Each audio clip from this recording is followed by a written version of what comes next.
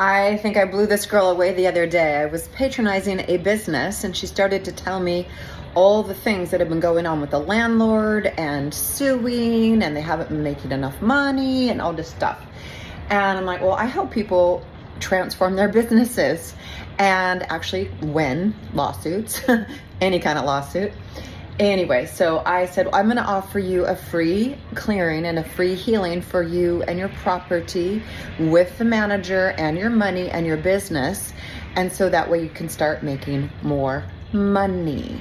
So this is something that I do all the time, often for people. I was just thinking of a situation that I had, and this isn't about a business making money, but this was about somebody had moved out of her apartment and the old landlord was keeping their deposit, and he was making all kinds of excuses and reasons that he could keep her deposit. And I'm like, no. I went in there and I cleaned that shit up. And then it was Monday morning and she emailed me or texted me and she said, guess what? He refunded the money 100%.